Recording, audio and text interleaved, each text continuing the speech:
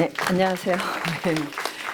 동의보감을 만난 건 저에게 하여튼 너무나 큰 행운이고, 뭐 인생의 그 비전을 좀 가장해서 말하면 사후까지 다 이렇게 비전을 준 책이 아닌가 이런 생각이 드는데, 하여튼 그래서 이제 이런 책 작업을 계속 하고 있고요. 그럼 어디서 제가 이렇게 큰 이제 어떤 지적인 충격과 어떤 삶의 비전을 발견하게 되었는가, 그 얘기를 먼저 말씀을 드리면, 제가 이제 박사학위까지 대학에서 이제 공부를 했지만 지식하고 제 삶이 이렇게 딱 일치가 되지는 않았었어요. 그러니까 근데 이 사이에 또 몸이라는 게 있어요. 아는 걸 몸으로 터득하면 이게 삶으로 흘러가고 이런 식의 어떤 순환 체계가 되어야 되는데, 대학에서는 그런 걸 못 배운 것 같아요. 그러니까 지식을 열심히 연마하면 그냥 삶이 좋아지려니 이제 이렇게 했었는데, 40대 이후에 이제 몸도 좀 이제 노쇠에 접어들고 정신적으로 많은 번뇌를 겪을 때 이제 지식이 이제 몸에 새겨져 있질 않으니까 이 앓음하고 이제 겉도는 이제 그 와중에 이제 동의보감을 만났거든요. 그래서 동의보감이 이제 저에게 준 가장 큰 지적 충격은 이 몸이 이 현장이라는 거예요. 근데 이 몸이 어떻게 존재와 삶의 현장이 되냐면 이 몸 안에 우주의 모든 사인이 다 들어있어요. 이렇게 우주와 몸이 대칭적으로 연결되지 않고는 우리가 이 지구, 태양계라는 이 매트릭스 안에 살 수가 없어요. 그런데 그런 거를 한 번도 생각해 보지 않은 거예요. 그냥 나는 단독자고 개별자고 이런 개별적 주체들이 모이면 뭐 국가가 되고 지구가 되고 뭐 이렇게 생각을 했지, 이 우주의 전체 흐름이 저와 연동되어 있다는 생각은 안 해봤는데, 동의보감은 그런 전제 위에서 이제 그 의술을 펼쳐나가는 거, 거기에서 이제 제가 삶의 새로운 지도를 발견하게 되었습니다. 그러니까 이 별들이 뭐 시인이 보는 별, 뭐 낭만주의자가 보는 거, 뭐 과학자가 보는 게 다른데, 동의보감식으로 말하면 우리 자신이 곧 별인 거예요. 별이 생성되고 폭발되고 그러면 흩어지고 태양이 핵융합을 하고 이런 모든 것들이 우리 삶에 직접적인 영향을 미치고 우리도 그 결과물로 이렇게 존재하기 때문에 저 우주에서는 우리 자신이 또 하나의 별인 거죠. 그러니까 뭐 연애할 때 하늘의 별을 따서 줄게 이러실 필요가 없어요. 그냥 자기가 별이기 때문에 나를 봐 이렇게 하면 됩니다. 그러니까 별을 이해하려면 몸을 알아야 되고 몸을 알면 이 천체를 다 이해하게 되는 이런 식의 어떤 이제 그 비전이 저에게 정말 너무 감동적이었어요. 동의보감이 이제 어떻게 탄생했는가를 보면 허준을 이제 이 분류를 하면 유의라고 하거든요. 그러니까 선비 의사예요. 근데 조선 시대는 선비들이 이 의술을 많이 익혔습니다. 왕들도 굉장히 뛰어난 의사들이 많이 있죠. 제일 대표적인 분이 세종대왕하고 아마 정조일 거예요. 그분들은 뭐 학문적으로도 당대 최고의 학자고 왕이기 이전에, 근데 의술도 뭐 최고 의술을 능가하는 그런 의술을 연마하셨거든요. 뭐 아마 퇴계 선생도 그 활인방이라는 그 양생서를 직접 내셨고요. 그러니까 이제 이게 지금처럼 큰 병원, 아주 좋은 기계, 또 어떤 의사한테 의존하는 게 아니라 스스로 이 지식을 탐구해서 자기 몸에 맞는 의술을 각자 창조해내는 그런 방식으로 조선 시대에는 의술이 이렇게 유통이 됐던 것 같습니다. 그래서 허준이 어떻게 동의보감 같은 이런 거작을 쓸 수 있었을까 생각을 하면, 허준이 뭐 서자 출신이긴 하지만 어렸을 때부터 그 학문을 연구한 이제 아주 선비고, 허준이 출세하게 된 거는 다른 선비들이 또 중앙에 이제 고관대작을 한 분들이 추천을 해준 거예요. 근데 왜 추천했냐면 서자지만 의술이 뛰어나지만 학술 역량이 아주 뛰어났어요. 그래서 이제 의사로서도 성공을 했지만 그 동의보감의 탄생 과정을 보면 선조대왕이 이제 허준한테 동의보감 찬수를 맡기는 그 대목도 굉장히 하여튼 좀 감동적인데, 그러니까 그 이 거작을 그 허준이라는 의사한테 맡기는 거, 그러면서 그 궁중의 도서관을 다 공개를 해서 마음껏 그 책을 보게 했거든요. 이거는 뭐냐면 허준의 학술적인 능력을 높이 평가한 거예요. 그러니까 의사는 허준보다 뛰어난 의사가 많이 있었는데 책을 쓸 수 있는 역량은 허준밖에 없었어요. 그러니까 이게 결합이 되는 거. 그러니까 선비로서의 지성적인 능력하고 문장력하고 의사로서의 통찰력, 이게 결합이 됐기 때문에 허준이야말로 진짜 선비이면서 의사였던 그런 인물인 거죠. 그런데 이제 이게 탄생 과정을 잠깐 보면 임진왜란 중간에 그 이제 이 동의보감 프로젝트가 시작이 되거든요. 그러니까 그 전란의 와중에 선조가 동의보감을 찬술하라고 하거든요. 근데 선조도 굉장히 뛰어난 의사였어요. 왜냐하면 몸이 너무 약했기 때문에, 몸이 약하면 자기가 자기 몸과 병에 대해서 막 이렇게 탐구를 하게 돼 있습니다. 그러니까 병과 번뇌가 스승이라는 말이 정말 실감이 돼요. 저도 그때 이제 동의보감을 만났고, 이 인류 역사상 명의들은 다 어떤 괴로움이나 병을 갖고 있었어요. 이 말은 거꾸로 하면 우리가 살아가면서 겪는 괴로움은 정말 좋은 공부의 테마예요. 피해서는 안 됩니다. 그래서 아주 소중한 자원으로 써야 돼요. 그래서 이제 그 전쟁 그 와중에 선조가 중국 의서를 자기가 다 봤는데 너무 산만하다. 좀 이거를 집중적으로 모아서 정리를 해라. 이제 이런 이제 명령을 내리면서 우리나라 사람들에게 맞는 의약품, 그거를 또 개발을 해내고, 왜냐하면 전부 다 이제 중국식 약재를 이제 쓰게 되니까 그렇게 하고, 또 이 선조가 한 이제 그 지시 중에 아주 중요한 게 양생인데요. 병은 걸린 다음에 고치는 게 아니라 걸리기 전에 섭생을 잘 해야 된다. 그러니까 섭생이라는 거 뭐냐면 잘 먹고 이제 잘 자고 하는 이제 일상의 리듬에다가 마음이 잘 흘러갈 수 있는 정신적 수양도 포함이 됩니다. 그러니까 수양, 수행 이런 것들과 결합이 돼야 사람이 무병장수를 할 수 있다. 그러니까 거기에 맞는 의술을 좀 개발을 해라. 그래서 이제 요 세 가지 복잡한 걸 잘 분류하고, 그 다음에 우리나라 사람들에게 맞는 용법을 좀 개발하고, 그 다음에 양생.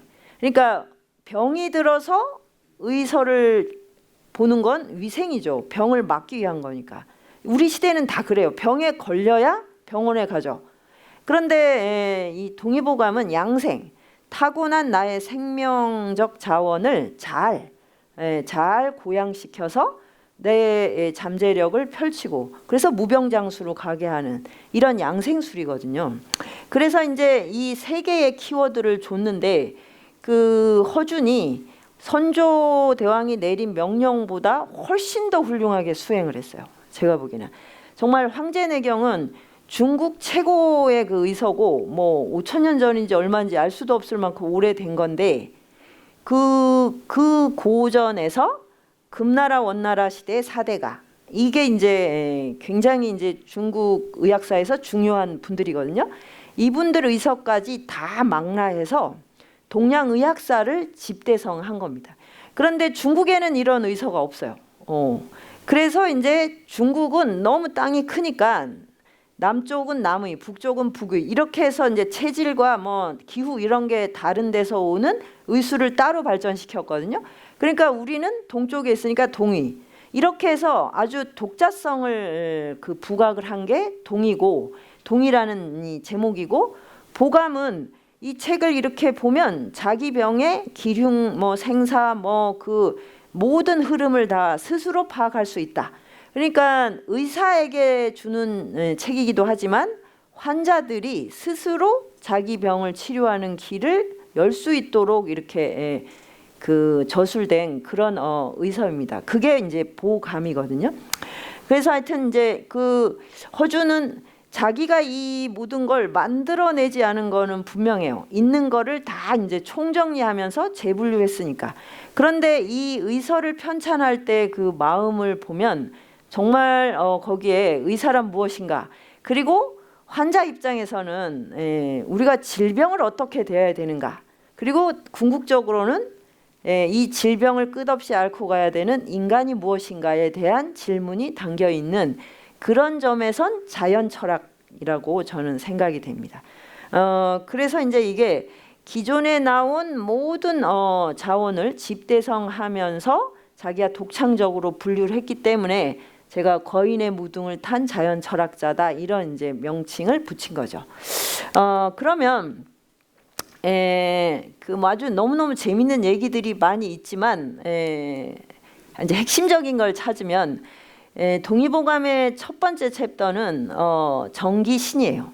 그러니까 생명의 기본적인 토대, 그게 이제 정기신인데, 정은 내 생명의 물질적 자산이에요. 그래서 뭐 가장 대표적인 건 침, 이것도 그렇고 호르몬, 피, 그 다음에 그 남성의 정액, 여성의 생리혈, 전부 다 아주 기본이 되는 그 생명의 재료입니다. 진료. 그런데 기는 이 진료를 돌리는 거예요. 이 에너지예요. 에너지는 정도 잘 보이는 게 아니지만 기는 더욱더 안 보이죠. 근데 분명히 있어야 이게 움직입니다. 그래서 우리가 지금도 뭐 기분이 안 좋아서부터 기가 빠졌어, 기가 허해, 이런 말을 굉장히 많이 쓰죠. 분명히 존재하잖아요. 생기롭다, 기운이 생동한다, 이런 말들. 그게 이제 우리 안에 있는 이제 엔진 같은 거라면, 신은 정말로 이거는 보이지 않는 겁니다. 정신작용이거든요. 그래서 정기신 그러면 물질과 비물질, 육체와 정신작용이 결합을 한 게 생명이다, 이런 거를 이제 한눈에 알 수가 있는데, 현대인들은 이렇게 손에 잡히고 눈에 보이지 않으면 일단 그거를 방치하는 경향이 있어요. 그러니까 뭐 이렇게 그 화면에 뭐가 잡혀야 돼요. 초음파든 뭐가 이렇게. 그런데 실제로 인간을 인간답게 하는 건 신의 작용이거든요. 이 영역이 그 기본적으로 한 50% 이상은 정신입니다. 정신.